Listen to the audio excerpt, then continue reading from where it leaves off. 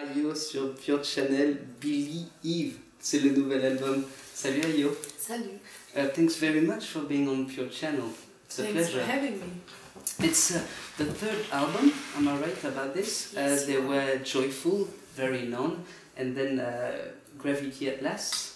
And so that third album, Billie-Eve, I want to talk a little bit about the main album, because they always say when it's a new record for an artist that it has a lot of evolution, maturity. But I do think on that record, a lot of things have changed in Ayo's music. Yes. There's two or three things. The first thing is the electric guitar. Do you want to tell me a bit about how did you put all of a some... sudden, you know, on my second record, when I started touring my second record, I already played the electric guitar whenever I played a festival. There were two songs on the record where I played the electric guitar, but when I played festivals I ended up playing more and more and more of the electric guitar because I did not want to play the acoustic anymore because it was so much fun playing the electric. So on that tour I said, my third record, I'm not gonna play the acoustic guitar, I'm gonna play the electric guitar, because I was always, you know, I was discovering all these pedals and I really enjoyed playing the wah-wah like I already did on the second record, but I just wanted to have more of it because it's such a beautiful toy, an electric guitar, you know. Is that something you wanted to do, have very beautiful and soft songs, but sometimes art subjects too? In fact, I didn't even, you know, when I was in the writing process of this record, it wasn't really like, I wasn't really writing on a record like I never really did, you know. I was more like writing songs for myself, you know. Then at one point, because I mean, I got off the tour for my second record, and then I had so much going on in my life. I had an ectopic pregnancy, that's why I had to cancel so many dates. I was really not doing well, you know. So I was in that kind of my mind was like always in between. Like my mood was always in between, you know. It was a very weird time for me, a very extreme, very weird time, and in that time I wrote songs, and then all of a sudden I had quite a few songs again, and we said, okay, you know what, I should go into the studio. On track. So it was a mixing between joy and pain. Yeah, exactly. Yeah. There's also something new.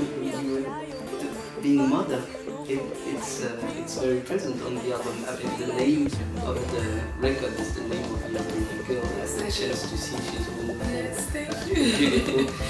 That's a big change for you in making music and even thinking how you're gonna manage your career and things like that.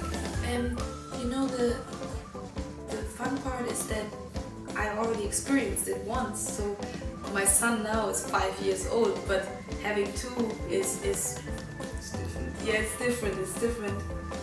But at the same time, not really. You know, I always say to myself that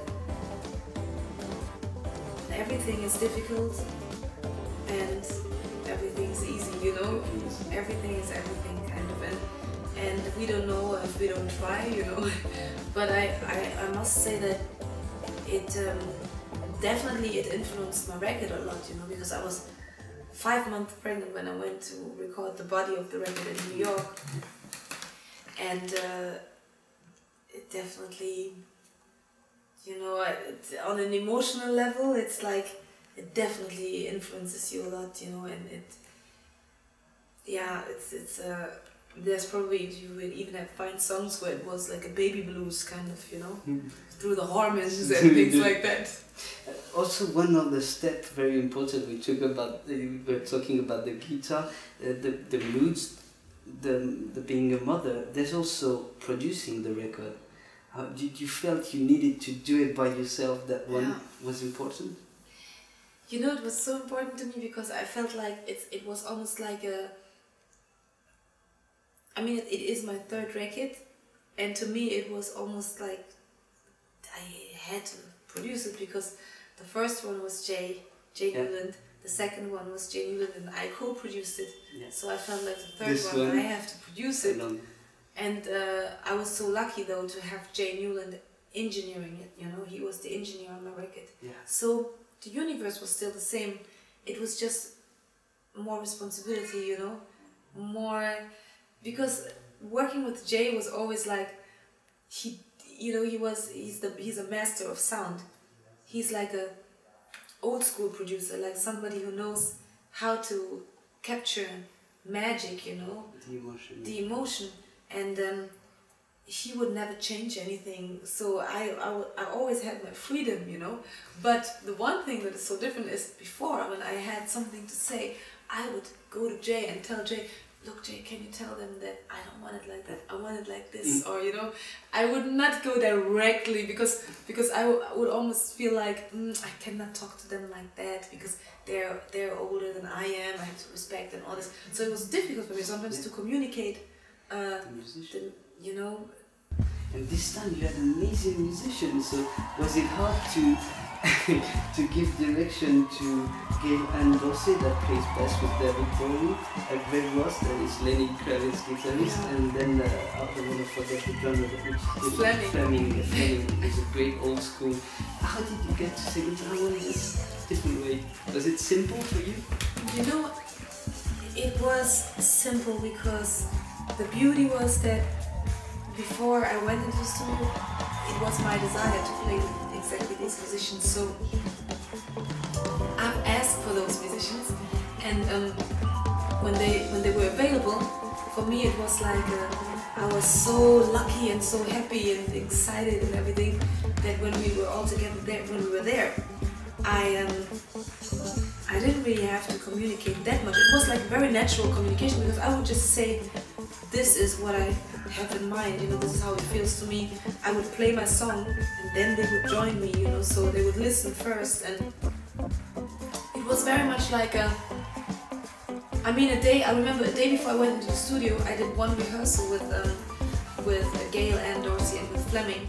Craig wasn't there because he flew in the next day, so or the same day but at night, so he couldn't be there, and he did not have to be there anyway because, you know, he's the guitarist, and it's kind of, as well, it was like kind of cool to have this freshness, you know, to have a guitarist that actually did not hear whatever I played and arrives and it's just there, you know. And so I worked on the songs with Gail and Fleming, but not really as well. I played through the stuff once and for them to hear and to get a feeling of it, and I would explain certain things to Fleming, like the ideas that I had, the beats, the groove, you know, the groove, because I can explain myself better in rhythm, you know. I know the rhythm that I want, I know it, and I can sit down and play the pattern, you know, play it, and then pass it on. So it's much easier for me to do that than telling, as an example, to tell Gail like, okay, play a major whatever this is, because I'm not like that. I'm not a studied musician, you know. So for me, everything is really feeling. So what I would do is I would just play it to them, and sometimes I would sing it, you know, and sometimes I didn't have to do anything because it was just right the moment they got in. That's my last question. There is a lot of simplicity going out of that record. Sometimes you write very beautiful text words, but with simple words, and sometimes the guitar are also very reggae and quite simple, but it's touching, and I was wondering, did you need that simplicity to express truly your feelings? You know, I believe that to me it's like love, as an example, isn't complicated, you know. Anything honest, you know, shouldn't be too complicated. I think the nicest way to describe honesty and love is when you see simplicity, purity, you know, it's pure, and that's what it is to me. Playing music is I love playing music, you know, and I'm not trying to sell anything, or I'm not trying to make something work. It's something natural to me, and it's something that I really do for myself to be a better person, or you know, to be able to function. I need to play music because it helps me to express myself, and you don't need a lot of complicated words or guitar lines or whatsoever. You know, I don't. There's music that is great. Yeah, that complicated music can be great too. Yeah. But it's not my thing. You will discover that a very removing and moving and touching simplicity on that record, Billie-Eve. And yeah, it's really, really beautiful. Thank you. Thank you so for much. this interview. Thank you. It was a pleasure.